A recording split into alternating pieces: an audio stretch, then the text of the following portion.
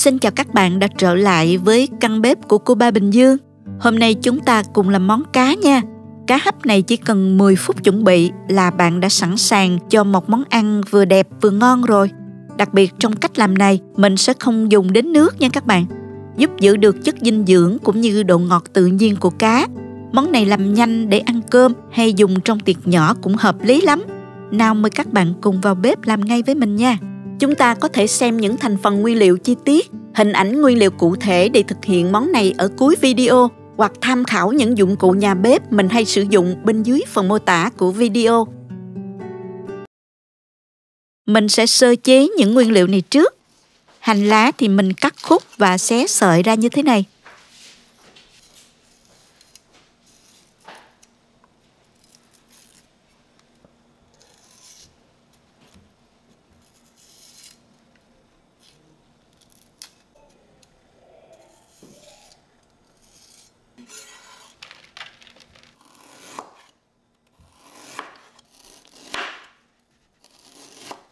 Gừng thì mình cắt sợi.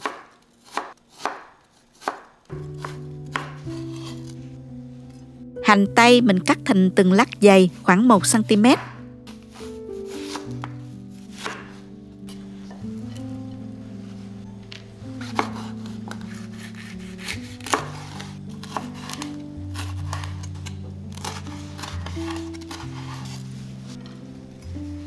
Tỏi thì mình đập dập và băm nhuyễn.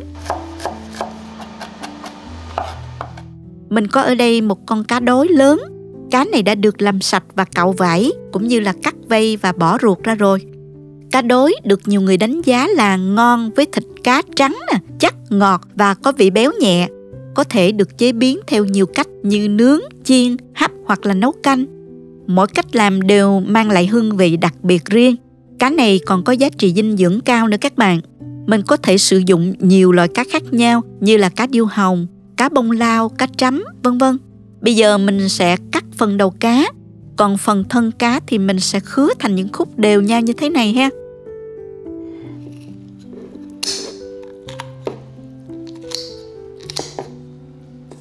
Lưu ý là mình chỉ cắt phần sống lưng thôi nha.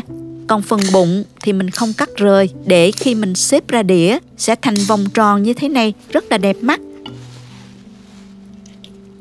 Bây giờ mình sẽ đi làm nước sốt để hấp cá.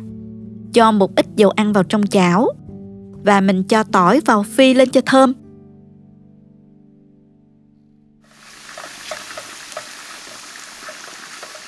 Đến khi tỏi dậy mùi thì mình tiếp tục cho vào đây những gia vị sau, gồm có 1 muỗng canh nước tương, 1 muỗng canh tương ớt, 1 muỗng canh dầu hào, 2 muỗng cà phê đường, 1 muỗng cà phê tiêu, 1 muỗng cà phê bột nêm. Khuấy đều lên cho gia vị tan. Và mình bật bếp và nấu trên lửa nhỏ vừa cho đến khi hỗn hợp sôi trong khoảng 1 phút. Sau đó mình tắt bếp và thêm vào đây 50 ml bia. Tất cả các nguyên liệu đã được chuẩn bị xong. Bây giờ mình sẽ đi hấp cá nha.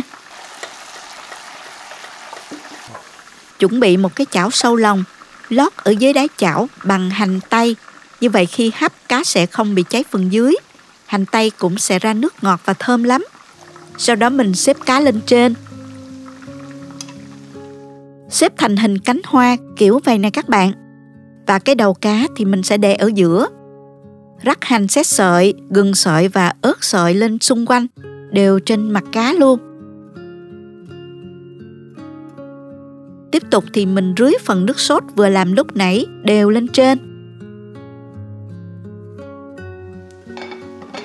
Đậy nắp và mình hấp trong vòng 10 đến 15 phút với lửa trung bình. Hấp cá mình không dùng nước, giữ nguyên được hương vị tươi ngon, ngọt tự nhiên của cá.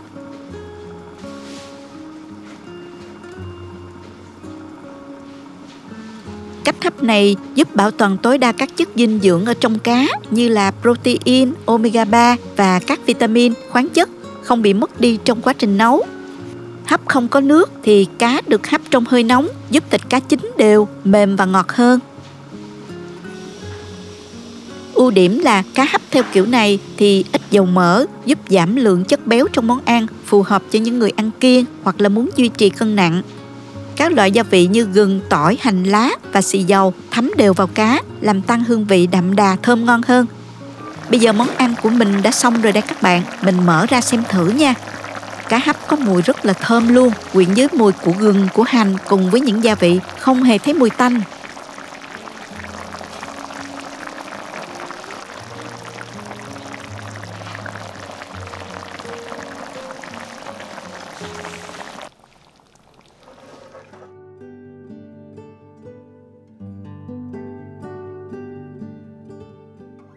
Bây giờ mình trang trí thêm hành lá và ớt, gừng sắc sợi nữa.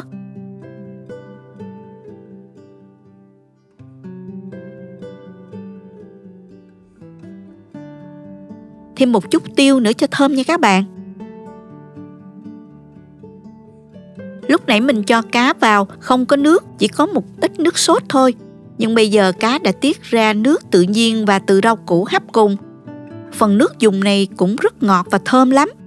Thịt cá mềm được hấp vừa chín tới nên vẫn giữ được nguyên vị ngọt nha. Món này các bạn có thể cho ra đĩa hoặc là để trong nồi và mình làm nóng trên bếp ga, phục vụ nóng như là các món lẩu ha. Dùng trong các bữa cơm thường ngày hoặc để đãi khách trong những bữa tiệc họp mặt cũng được nha các bạn. Cảm ơn các bạn đã theo dõi hết video. Chào tạm biệt các bạn và hẹn gặp lại các bạn trong video kỳ tới nha. Nếu thích cách mình chia sẻ, nhớ gửi cho bạn bè cùng xem, bấm like và đăng ký kênh để xem nhiều món ăn mới của mình. Nếu thấy video thực sự hữu ích, bạn có thể gửi tặng ekip thực hiện một ly cà phê bằng nút Super Thanks hình trái tim ngay bên dưới video. Các bạn cũng có thể truy cập website cobabinhdương.com để xem công thức nấu ăn dưới dạng bài viết. Chào tạm biệt và hẹn gặp lại các bạn trong video kỳ tới nha.